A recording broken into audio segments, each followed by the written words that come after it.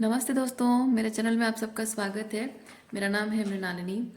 चलिए देखते हैं आज टैरो के माध्यम से यूनिवर्स आपको क्या मैसेज देना चाहते हैं। ये जनरल रीडिंग है, तो इसमें जो भी आपको मैसेजेस रेजोनेट करता है, जितना भी रेजोनेट करता है उतना ही लीजिए। जेंडर स्पेसिफिक मैसेजेस नहीं है, टाइमलेस रीडिंग्स हैं और आपके जब जब भी रेजोनेट करता है आप उसे क्लेम कर सकते हैं और एज स्पेसिफिक भी नहीं है। यूनिवर्स प्लीज़ बताइए, जो भी कलेक्टिव इस रीडिंग को देख रहे हैं उनके हाईएस्ट गुड के लिए आप उन्हें क्या बताना चाहते हैं।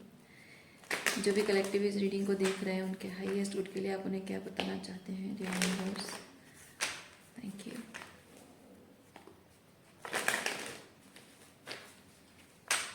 Thank you. Okay, bottom of deck में है ट्रैवलिंग।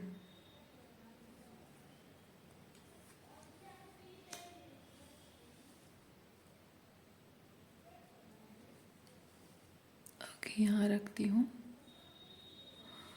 बाकी क्या कार्ड्स है देखते हैं। Schizophrenia, clinging to past, okay, clinging to past, indecisive, clinging towards the past, courage, comparison, toxic relationships है जिससे बाहर निकलने की ज़रूरत है, लेकिन उस सिचुएशन को डिस्पाइट इतना टॉक्सिक होने के कोई छोड़ नहीं पा रहा है। इंडिसाइसिव है, हिम्मत उसके अंदर नहीं आ रही है। क्यों? क्योंकि कुछ डर, कुछ इनसिक्योरिटी, कुछ अटैचमेंट्स उस इंसान के हैं। ओके,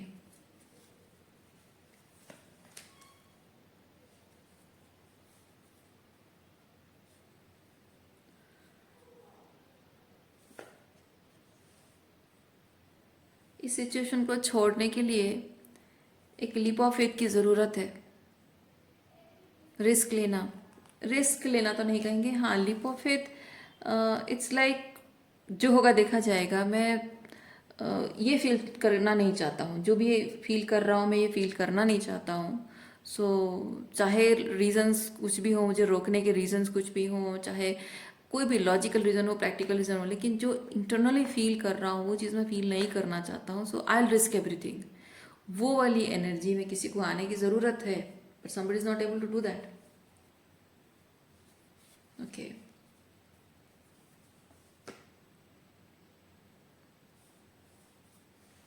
रीबर्थ,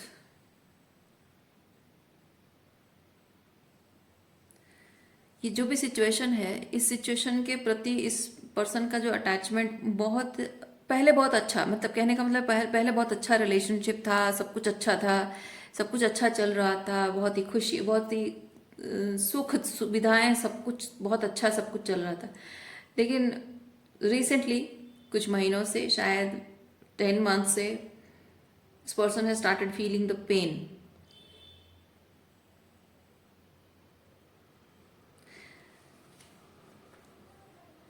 क्योंकि कोई एक सिचुएशन जब बहुत ही सुखदाई होता है, बहुत लंबे समय तक कोई सिचुएशन अगर सुखदाई होता है तो उसमें ज़रूर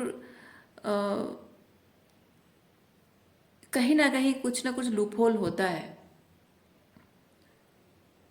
ओके, और जब जब बच्चों को जब लालच दिखाया जाता है ना कि तुम्हें ये चीज़ मिलेगा, वो मिलेगा, यानी कि उस लालच में अगर बच्चा पड़ जाता है और वो मान लेता है, तो कुछ ना कुछ उसे उसके पे करना पड़ता है ना। पढ़ाई के लिए बैठना पड़ता है, या रूटीन फॉलो करना पड़ता है, या कोई किडनैपर है तो उसको किडनैप करके ले जाते हैं, तो कुछ ना कुछ तो उसको भुगतना ही पड़ता है।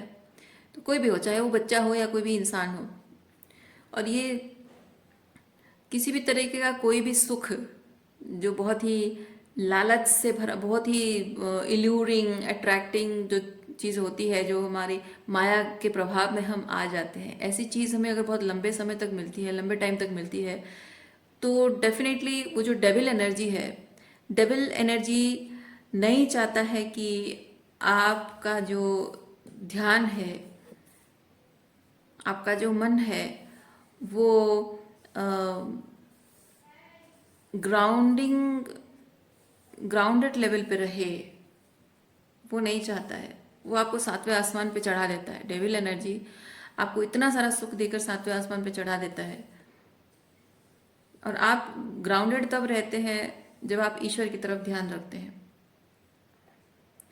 ईश्वर की तरफ जब आपका यू लीन टुवर्ड्स गॉड, तो आप हम्बल रहते हैं हमेशा। इसीलिए डेविल एनर्जी आपको हमेशा सुखी रखता है, सुख देता है, ताकि आपको वो ईश्वर से अलग रख सके। और एक स्ट्रैटेजी डेविल एनर्जी की ये होती है कि इसके माध्यम से वो ईश्वर से आपको दूर रखता है। और मैं ये चीज़ फील कर पा रही हूँ कि ये जो भी इंसान है, इस इंसान ने बहुत समय तक सुख भोगा है, और वो सुख जो कीमत लेकर आया है वो है ये दुख, 10 ऑफ सॉर्ड्स। ठीक है। और ये चीज़, ये जो दुख अभी इस इंसान को मिल रहा है, वो इतने सालों के जो सुख पाया है, अपने एक्सपेक्टेशन से भी ज़्यादा सुख पाया है, बैठा बिठाया पाया है, जिस भी तरह से पाया है, उसको इजीली लेना, फॉर ग्रांटेड ले लेना, है ना। वो क्यों होता है? क्योंकि वो इजीली मिलता है, बैठे बिठाए मिल जाता है, बिना एक्सपेक्ट किए चीज़ें मिल जाती हैं, तो वो उसको फॉर ग्रांटेड लेता है और उसे बहुत लाइक बिना सोचे समझे इस्तेमाल करने लगता है उस एनर्जी को। तो जाहिर सी बात है, साथ में कुछ पेन भी लेकर आया है वो एनर्जी। अब ये जो भी इंसान है उसकी एनर्जी आप समझ रहे हैं, आपको जैसा लगता है किसकी एनर्जी है, that person is feeling deeply the whatever he or she has to pay. Okay, now that person is paying in the form of paying for the happiness, paying for all the luxuries and everything, pain के form में वो repay कर रहा है। अब ऐसा हो रहा है कि जो रियलिटी, जो सुख, जो भी उसको मिला हो, वो पर्दा हट रहा है, उस चीज़ से पर्दा हट रहा है कि ये जो भी मिला है वो भगवान का आशीर्वाद नहीं है, ये डेविल की माया है, माया का प्रभाव है। ओके। या लोगों से भी जो प्यार मिला है, जो अपनापन मिला है, ये सच में प्यार नहीं है। ये हो सकता है कि लोगों के अपनी खुद की वासना है, लोगों के अपनी ही डिज़ायर्स हैं, उनके अपने ही सेल्फिश मोटिव्स हैं, जिसकी वजह से कि आपको ये प्यार, ये अपनापन, ये इतना कुछ मिला है आपको। शायद आपको वो रियलाइज हो रहा है, वो पर्दे हट रहे हैं, लोगों के चेहरों से पर्दे हट रहे हैं, और उसी वजह से वो डीप लेवल पे पेन आप महसूस कर रहे हैं। जितनी ज़्यादा आप अच्छा लव बॉम्बिंग, ये वो अच्छी चीज़ें देखते हो, उतना ही आप खींचे चले जाते हो, माया का प्रभाव से खींचे चले जाते हो। और जैसे ही पर्दा हटता है, उतने ही डीप लेवल पे वो फियर, एंग्जाइटी, वो स्ट्रेस, वो बिट्रेयल, हार्ट ब्रेक, ये सब सरफेस पे आने लगता है। मतलब वो चीज़ें आपको हर्ट करने लगती हैं, हिट करने लगती हैं।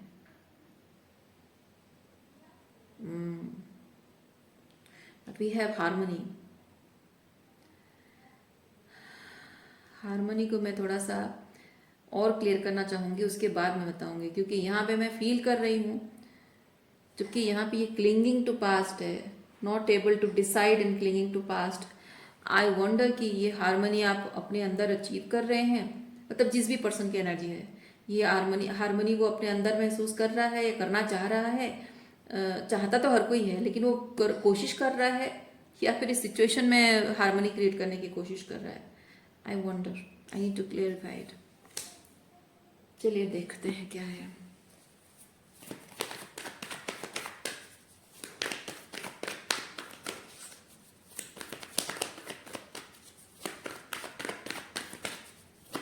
जिया यूनिवर्स प्लीज क्लैरिफाई कीजिए, हार्मनी कार्ड को थोड़ा सा क्लैरिफाई कीजिए। जिया यूनिवर्स हार्मनी को थोड़ी सी क्लैरिफाई कीजिए, मेरे व्यूअर्स को क्लैरिटी दीजिए। Thank you.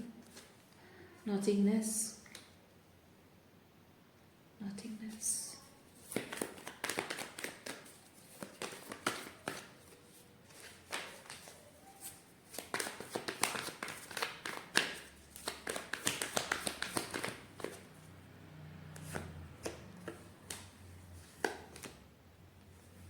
ओके।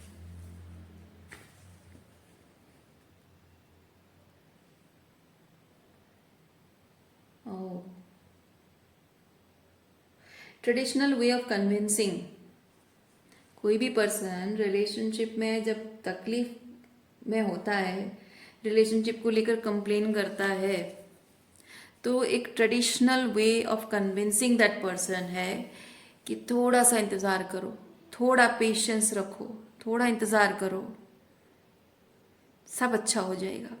जैसे एक हस्बैंड वाइफ के बीच रिलेशनशिप वर्कआउट नहीं हो रहा है, तो जनरली लेडीज़ को बोला जाता है कि बच्चे हो जाएंगे ना, सब ठीक हो जाएगा। कि सास ससुर के साथ नहीं बन रही है, या सास ससुर लव मैरिज को पसंद नहीं कर रहे हैं, जनरली बोला जाता है एक बार बच्चे हो गए ना सब ठीक हो जाएगा, मान लेंगे। Traditional way of convincing a women to endure the situation.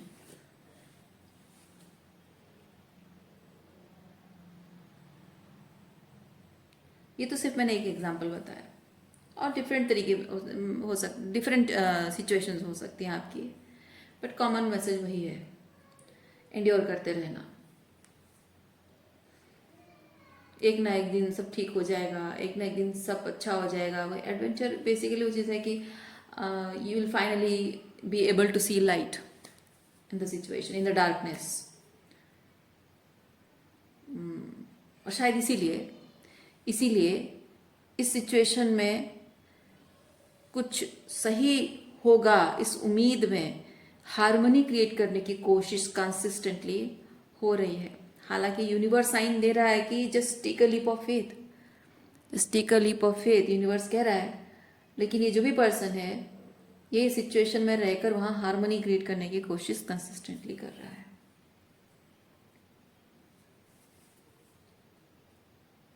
यहाँ बहुत सारा टॉक्सिसिटी है, मैनिपुलेशन है, माइंड गेम है, ये माइंड गेम है। ओके, नार्सिसिस्टिक अब्यूज है, यहाँ आप देख सकते हैं, यहाँ डेविल एनर्जी है। ये होता है झूठ बोलना, सच को छुपाना, धोखाधड़ी करना, ठीक है। एनर्जी एनर्जी वेम्पायर्स हो सकता है ये अटैचमेंट है। कोई जैसे कि कोई जानबूझकर, क्योंकि ये जो एनर्जी है ना, ये है कि कोई जानबूझकर आपके साथ जो भी हो रहा है, इट्स नॉट अ मिस्टेक, ठीक है, गलती से कुछ नहीं हो रहा है, कोई जानबूझकर आपके साथ गलत कर रहा है। ओके, और उसको पता है, उसको ये भी पता है, जबकि ये दोनों कार्ड साथ, ये तीनों कार्ड साथ में है। मैं ये भी कह पाऊंगी बहुत क्लियरली, बहुत कॉन्फिडेंटली मैं ये चीज़ कह पाऊंगी कि कोई पर्सन जानता है, ये भी, ये चार कार्ड्स आपको ये चीज़ बता रहा है कि कोई है जो जिसमें कि इतनी हिम्मत भी है उसके अंदर, इतनी हिम्मत जुटा भी पा रहा है कि वो आपके साथ अब्यूज कर रहा है, टॉर्चर कर रहा है, किसी तरह से कुछ भी आपको हर्ट कर रहा है, आपका अपमान कर रहा है, आपको नीचा दिखा रहा है, आपको गिल्ट ट्रिपिंग कर रहा है, आपको मारपीट रहा है, कुछ भी अब्यूज कर रहा है आपके साथ। और वो जो कर रहा है वो गलत है, उसे ये पता है, और वो गलत कर रहा है, वो जानता है, ये बात आप भी जानते हैं। यानी कि वो बाय मिस्टेक नहीं कर रहा, वो नोइंगली कर रहा है, और ये बात आप जानते भी हैं। उसके बावजूद भी उसमें इतनी हिम्मत है कि वो स्टिल आपको हर्ट करने की कैपेबिलिटी रखता है, और वो इस चीज़ के मज़े भी ले रहा है। और ये सब जानने के बाद भी आप इस सिचुएशन में अभी भी हैं, उसमें अटैच्ड हैं, डिसीजन नहीं ले रहे हैं, और आप उसमें हार्मनी क्रिएट करने की कोशिश कर रहे हैं। या जो भी इंसान है, आप हैं या कोई और है, उसमें हार्मनी क्रिएट करने की कोशिश करते जा रहा है ये इंसान।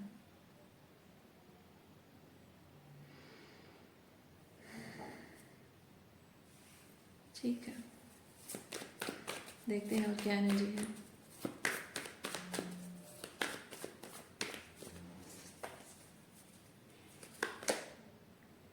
Exhaustion, mental exhaustion, emotional exhaustion, yes, energy भी बहुत ड्रेन हो रही है, एनर्जेटिकली भी बहुत ड्रेन फील कर रहे हैं जो भी हैं इंसान।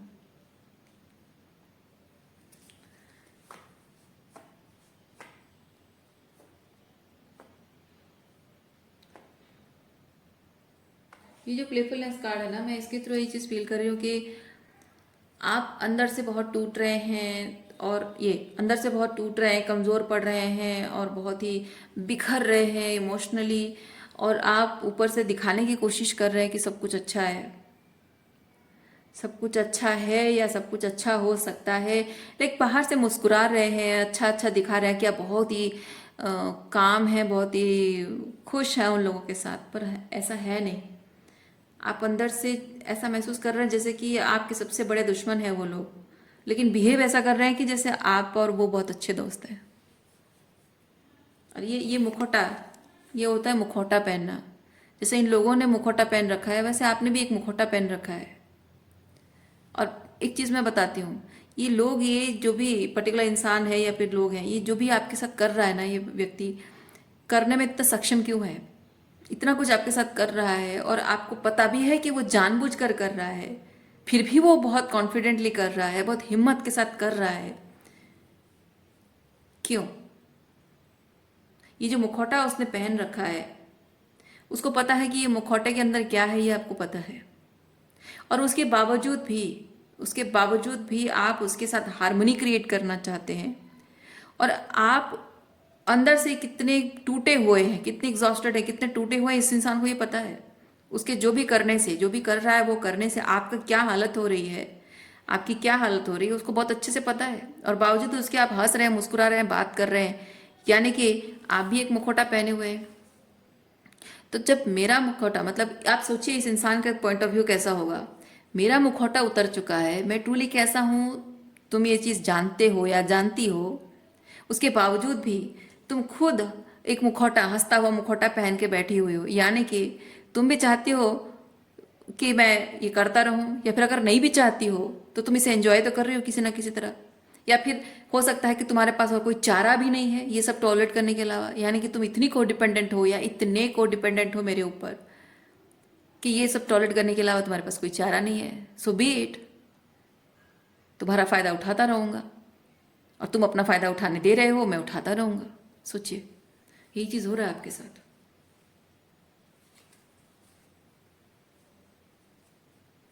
मजे ले रहा है कोई इंसान,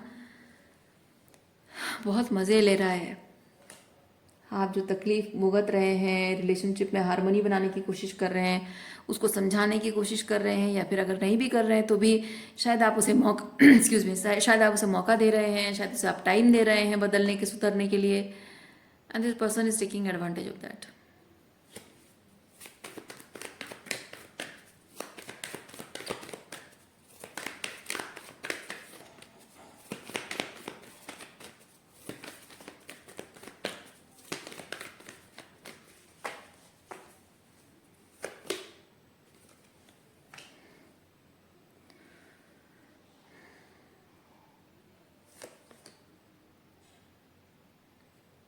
आप अंदर से कितने टूटे हुए हैं,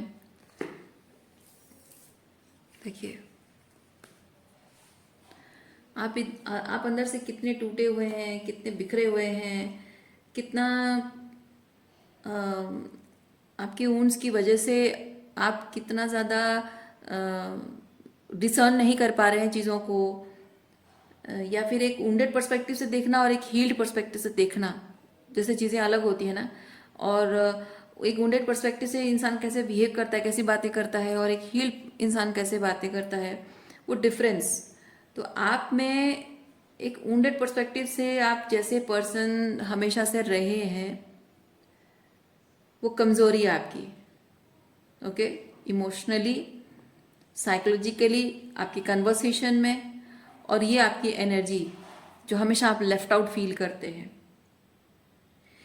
ये जो आपके अंदर रही है, ये इस इंसान के अंदर भी है। देखिए टू ऑफ कप्स, यानी कि ये जो आप अंदर से टूटे हैं, आपके बोलने में, आपके चाल चलन में, आपके बिहेवियर में, आपके रिस्पॉन्सेस में, आपके रिएक्शंस में, आपकी भावनाओं में, आपके इमोशनल बातों में, हर चीज़ में, इमोशनली भी कैसे आप रिएक्ट करते हो, ये हर चीज़ में जो आपके वुंड्स दिखाई देते हैं, आपका बिखरा हुआपन, आपका टूटा हुआपन जो दिखाई देता है, एग्जैक्टली वही चीज़ इस इंसान के अंदर भी है।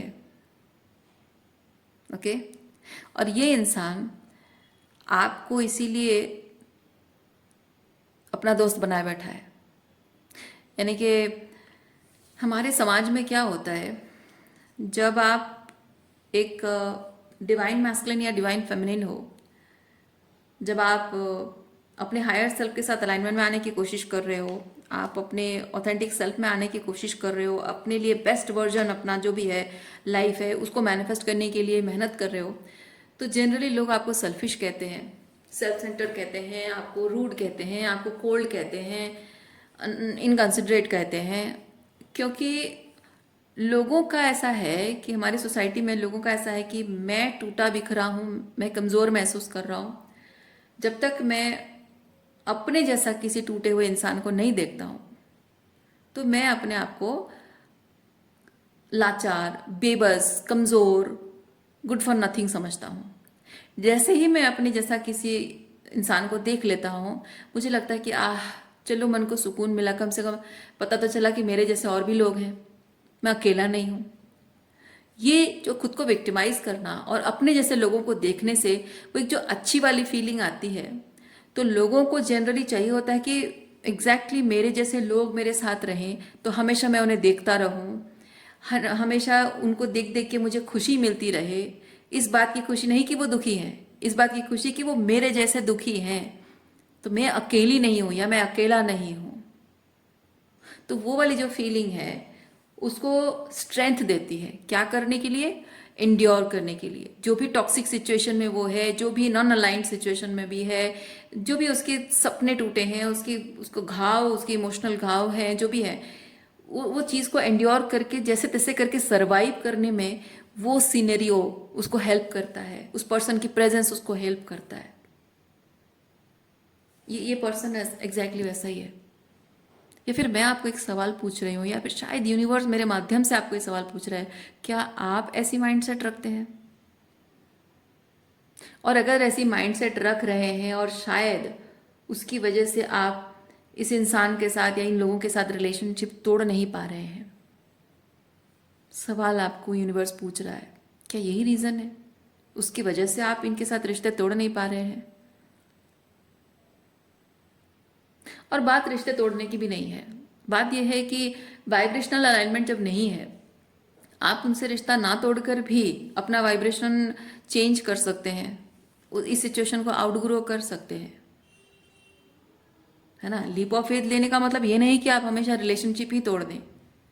लीप ऑफ फेथ लेने का मतलब है कि एक टाइमलाइन में ये लोग हैं, उसी टाइमलाइन में आप, टाइमलाइन नहीं, एक एनर्जेटिक फ्रीक्वेंसी में ये लोग हैं, आप भी उसी एनर्जेटिक फ्रीक्वेंसी में हैं, और आप जब जान गए हैं कि ये विक्टिमाइज कर रहे हैं, आप भी विक्टिमाइज कर रहे हैं, इनका दुखड़ा देखकर आपको खुशी होती है, उनको आपका दुखड़ा देखकर खुशी होती है, एक दूसरे को देख के आपको लगता है कि हाँ, we are capable to endure the situation and survive any way.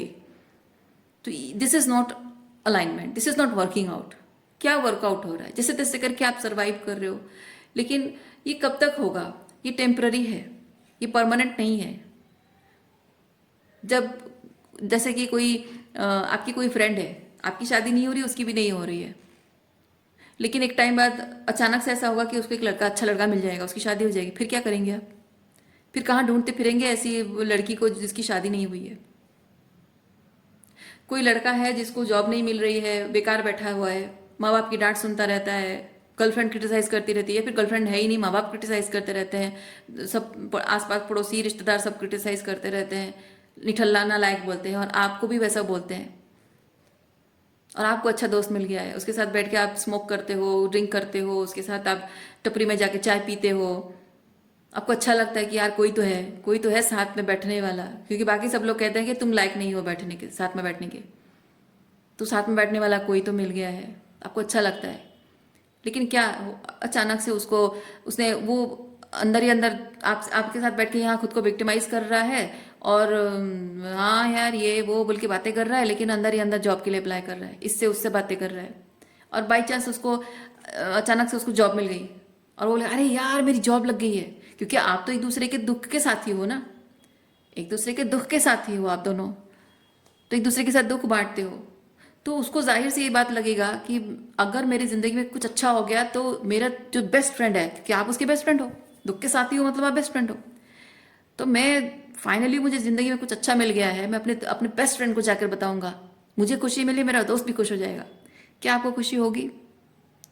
आपको एग्जैक्टली खुशी होगी या नहीं, इस बात को सोचिए आप। नहीं होगी आपको, क्योंकि आप दुखी हैं, आपको अपने जैसा दुखी इंसान मिल गया है। और जैसे ही उसको नौकरी मिल जाएगी वो बोले अरे यार तुम्हें पता है मेरा लक खुल गया, एकदम नौकरी मिल गई, और वो भी कहाँ, यहाँ नहीं, एटसेट्रा एटसेट्रा, बड़े शहर में मिल गया, मेट्रोज में मिल गया है, या फिर देश के बाहर जॉब मिल गई है, और वो खुशी आपके चेहरे पे नहीं दिखेगी। क्योंकि आपको इमीडिएटली ये हॉन्ट करेगा कि यार दुख में मेरा साथ देने वाला, मेरे साथ बैठ के रोने वाला चला जाएगा, फाइनली वो चला जाएगा, अब मैं क्या करूं। आपको इस बात की कतई खुशी नहीं होगी कि उसको जॉब लगी, आपको इस बात का दुख होगा कि मेरे साथ अब रोने वाला कोई नहीं है। यूनिवर्स कह रहा है कि stop doing this. Even if अगर आप ये दोनों दोस्त में से वो इंसान है जिसको जॉब लग जाती है, तब भी you are with the wrong people, you are with the wrong people. क्योंकि जैसे ही आपको जॉब लग जाएगी वो लोग आपसे जेलस होने लगेंगे, अपने आप को विक्टिमाइज करने लगेंगे, आपको ब्लेम करने लगेंगे, अरे यार तू तो निकल गया, दोस्ती तोड़ दी तूने, अब तो तू नए दोस्त बनाएगा। चलिए देखते हैं यूनिवर्स आपको और क्या बताना चाहता है।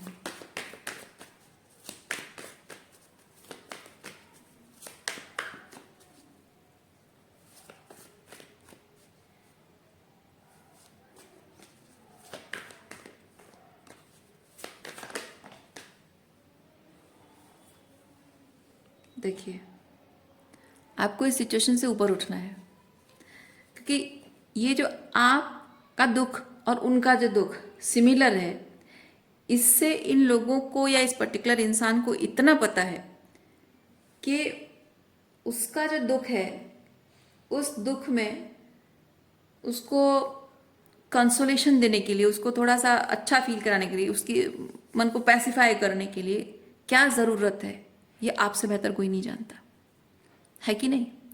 ये जिस भी इंसान ने आपके साथ ये गलत किया है, इसको बहुत अच्छे से पता है उसको पैसिफाई करने के लिए क्या चाहिए, उसके दुख को कम करने के लिए या कम हल्का महसूस होने के लिए क्या करना चाहिए, वो आपको अच्छे से पता है, आपसे बेहतर कोई नहीं जान सकता। अब ये चीज़ है कि ये पर्सन उसी वजह से आपके साथ जुड़ा हुआ है ना, उसी वजह से ये पर्सन आपसे जुड़ा हुआ है। और जैसे ही आप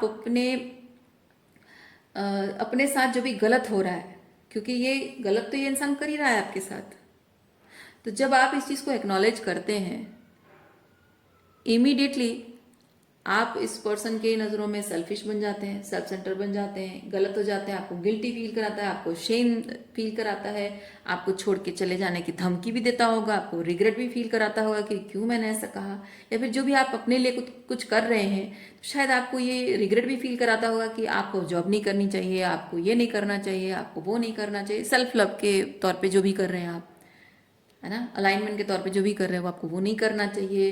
if you are doing this you are going to lose him और हर, और शेम एंड गिल्ट भी फील कराना, वो चीज़ हो रही है। तो यूनिवर्स आपको ये चीज़ कह रहा है कि you are the creator of your own world, you are the creator of your own world. So how are you creating your world? अपनी दुनिया, अपनी अपनी वर्ल्ड कैसे क्रिएट कर रहे हैं, करने जा रहे हैं, या करने के बारे में सोच रहे हैं आप? देखिए, आप जिस तरीके का माइंड सेट रखते हैं, आप you the creator of your own world, what type of mindset do you have about your life, about the creation of your new world, about putting the foundation of the new reality? कैसी mindset आप रखते हैं उस बारे में?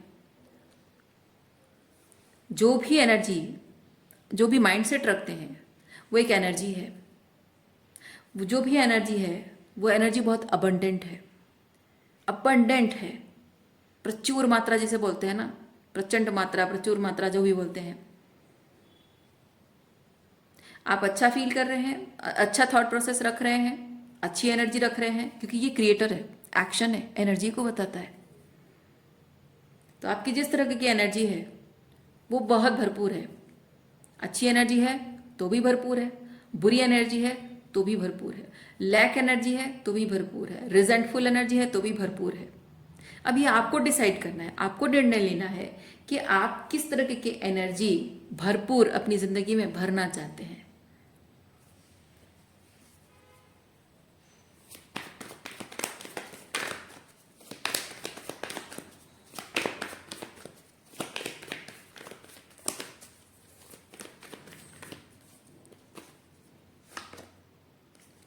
Maturity,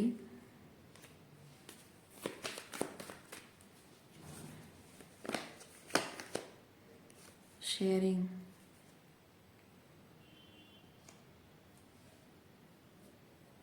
आपको एक चीज मैं बताना चाहूंगी, ये जो शेयरिंग कार्ड है ना, शेयरिंग का मतलब is not just about sharing any things और बिलीव्स और समथिंग। मैं शेयरिंग को एक बहुत ही मैनिफेस्टेशन लेवल वाली बात आपको बताती हूँ। आप जब एक इस तरह की सिचुएशन में हैं, ये डार्क सिचुएशन में है, इस डार्क सिचुएशन से मतलब इस डार्क सिचुएशन में एक पर्टिकुलर एनर्जी में आप हैं, एक पर्टिकुलर एनर्जेटिक फ्रीक्वेंसी है, वो एक लेवल ऑफ कॉन्शियसनेस है ना। तो इस एनर्जी से बाहर निकलने के लिए आप कुछ हंटिंग करेंगे, नॉलेज हंटिंग करेंगे, कुछ पढ़ेंगे, जानने की कोशिश करेंगे, ज्ञान लेने की कोशिश करेंगे। तो वो जो नॉलेज आपको मिलेगी, लाइट नॉलेज, लाइट है ना, वो जो ज्ञान आपको मिलेगा, हो सकता है कि वो ज्ञान की वजह से आप थोड़ा सा उस पर प्रैक्टिस करेंगे, और उसे प्रैक्टिस मतलब है किसी नॉलेज को आपने प्रैक्टिस किया, वो विजडम बन जाती है आपकी, आपको समझ में आ जाता है कि ये कैसे काम करता है, क्या है, कैसे काम करता है, और वो कितना इम्पोर्टेंट है। तो वो क्या होता है ना कि वो ज्ञान जो है वो सिर्फ आपके दिमाग में आकर चला नहीं जाता है, वो आपके पूरे बीइंग का हिस्सा बन जाता है। ओके, तो वो जो एक चेंज आया, आप लाइट एनर्जी में आए, लाइट एनर्जी में आने के से क्या होता है, ये जो आपकी रियलिटी की, ये आपकी रियलिटी अभी तक है, ये जो दुख और तकलीफ में है, आप लेफ्ट आउट फील कर रहे हैं, अबांडन फील कर रहे हैं, इमोशनली साइकोलॉजिकली बहुत ही डिस्टॉर्टेड एनर्जी में है, वो एनर्जी आपको ये पत्थर की तरह लगती है। जिस पत्थर को चीर करके बाहर निकलना, इस रोशनी में पौधा बनना, फूल खिलना, ये आपकी ज़िंदगी में संभव नहीं है, ऐसा आपको लगता है।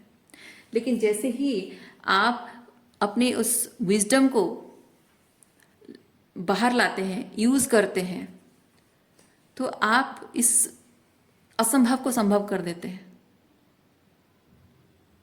ठीक है, तो जब आप ये चीज़ संभव कर लेते हैं, अपने रियलिटी में अपनी एनर्जी आपकी शिफ्ट हो जाती है। एक ये जो अंधकार में आप एक एनर्जी में रहे हैं, वो एनर्जी शिफ्ट हो गई। कॉन्शियसनेस था, lower level of consciousness, lower level of energy, higher level of consciousness, higher level of energy में आ गए, एनर्जी शिफ्ट होती है। आपकी जो एनर्जी शिफ्ट होती है, आप किसी को बताएं ना बताएं, किसी के साथ शेयर करें ना करें, बट आपकी एनर्जी शिफ्ट आपके हाव भाव में, आपके व्यक्तित्व में, आपके चाल चलन में, आपकी बातचीत में, आपकी इमोशंस में, आप the whole day, how are you feeling the whole day, और अपनी उस एनर्जी को किस तरह से इस्तेमाल कर रहे हैं, वो आपकी एनर्जी में जो रिफ्लेक्ट होती है, वो रेडिएट होती है यूनिवर्स में, वो एनर्जी रेडिएट होती है, और रेडिएट होकर यूनिवर्स को साइन देती है कि एनर्जी शिफ्ट हो रही है, वो कलेक्टिव एनर्जी शिफ्ट होती है। कहने का मतलब ये है कि आप जो बदलाव अपने अंदर लाते हैं, वो कॉन्शियस एफर्ट्स लगाकर उस बदलाव के साथ आप यूनिवर्स में कलेक्टिव लेवल पे, यूनिवर्सल लेवल पे वो एनर्जी शिफ्ट ला सकते हैं। ओके, तो अगर वो एनर्जी शिफ्ट आप अपने आसपास भी ला पा रहे हैं विदाउट डूइंग एनीथिंग, जस्ट अपने आप पर काम करके, सिर्फ अपने आप पर काम करके, कुछ बाहरी तौर पे कुछ एक्सटर्नल वैलिडेशन या एक्नॉलेजमेंट कुछ नहीं, सिर्फ इंटरनल लेवल पे करके, उतना में भी इतना पावरफुल है यूनिवर्स की जो पावर है, यूनिवर्स के साथ जो आपका कनेक्शन है, वो इतना पावरफुल है। तो जो आप चाहते हैं, जो रियलिटी आप अपने लाइफ में क्रिएट करना चाहते हैं, जो कि ये लोगों से कनेक्ट करना है ना।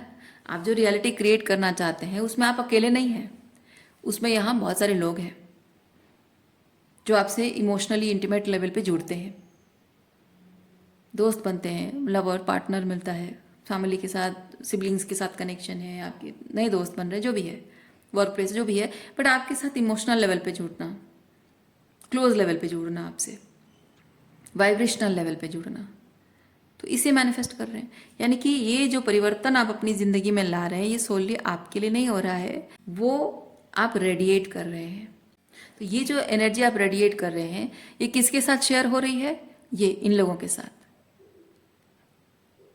जिन लोगों के साथ आप एक इंटीमेट, इमोशनली इंटीमेट कनेक्शन चाहते हैं, या फिर आप भले ही ना जानते हो पर आप इंटीमेट इमोशनली इंटीमेट कनेक्शन चाहते हैं, दोज हेल्थी रिलेशनशिप्स, ये उसको रिप्रेजेंट करता है। इसे आप मैनिफेस्ट करते हैं, हेल्दी रिलेशनशिप। तो ये जो इमोशनली इंटीमेट कनेक्शन आपका हुआ किस बेसिस पर था? आपने जो दुख और तकलीफ पाया है, जो ट्रॉमा है, जो आप जो भी आपकी दुख और तकलीफ, आपकी जो ऊंड्स हैं, ट्रॉमाज हैं, उसकी बेसिस पर आपकी इमोशनली इंटीमेट कनेक्शन बने हैं। लेकिन अब जब कनेक्शन बनेंगे वो किस बेसिस पर बनेंगे? मैच्योर लेवल पे, है ना। मैच्योर लोगों के साथ आप में वो इमोशनली मैच्योरिटी आ रही है, आपके एक्शंस में, आपके बिहेवियर में, आपके डिसीजंस में, उसमें मैच्योरिटी दिख रही है, तो वैसे ही लोगों को आप मैनिफेस्ट करेंगे। तो आपके इमोशनली इंटीमेट कनेक्शंस पहले ऐसे थे, ओके, जिसका प्रभाव आपकी जिंदगी में इस तरह का था। अब जब आप अपने इंटीमेट कनेक्शंस मैच्योरिटी वाले मैनिफेस्ट कर रहे हैं, तो आपका जो कनेक्शन है वो ऐसा होगा, एम्पावर्ड होगा, ओके।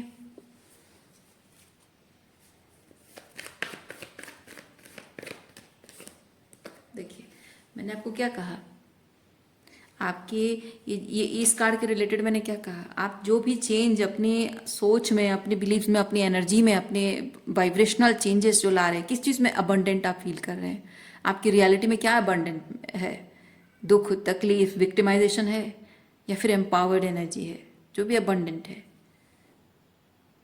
और आप क्या चाहते हैं? जो अबंडेंट है वो चाहते हैं, या फिर जो होना चाहिए अबंडेंट, उसे अबंडेंस में लाने की कोशिश कर रहे हैं? जो शेयर कर रहे हैं, देखिए वो कलेक्टिव लेवल पे दिखना शुरू हो जाएगा या हो रहा है, जो कि ये मैनिफेस्ट करके देगा आपको हेल्दी रिलेशनशिप्स।